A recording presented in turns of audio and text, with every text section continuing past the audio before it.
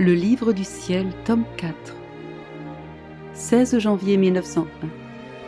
Jésus-Christ explique à Louisa la hiérarchie dans la charité. Je continuais de voir Jésus un peu en colère contre le monde.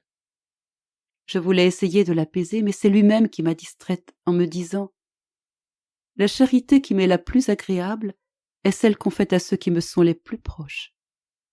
Les âmes qui me sont les plus proches sont les âmes du purgatoire, car elles sont confirmées dans ma grâce, et il n'y a aucune opposition entre ma volonté et la leur. Ces âmes vivent continuellement en moi. Elles m'aiment ardemment, et je suis contraint à les voir souffrir en moi, impuissante à pouvoir se donner par elles-mêmes le moindre soulagement. Oh, comme mon cœur est déchiré par la situation de ces âmes, vu qu'elles ne sont pas loin de moi, mais toutes proches. Non seulement elles sont proches de moi, mais elles sont à l'intérieur de moi. Combien est agréable à mon cœur celui qui s'intéresse à elles. Supposons que tu aurais une mère et une sœur qui vivraient avec toi dans un état de souffrance, incapables de s'aider elles-mêmes.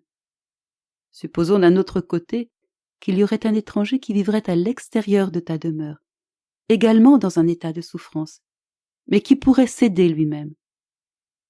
Ne trouverais-tu pas plus agréable qu'on se préoccupe davantage de soulager ta mère ou ta sœur, plutôt que l'étranger qui peut s'aider lui-même ? Je répondis « Oh, certainement, Seigneur. » Il ajouta « En second lieu, la charité qui est la plus agréable à mon cœur est celle qu'on fait aux âmes qui, bien qu'elles vivent encore sur cette terre, ressemblent presque aux âmes du purgatoire, c'est-à-dire qu'elles m'aiment, font toujours ma volonté et s'intéressent à mes affaires comme si mes affaires étaient les leurs. Si de telles âmes se trouvaient opprimées, dans le besoin ou dans un état de souffrance et qu'on s'occupait de les aider, cette charité me serait plus agréable que si on faisait cela aux autres. » Ensuite Jésus se retira.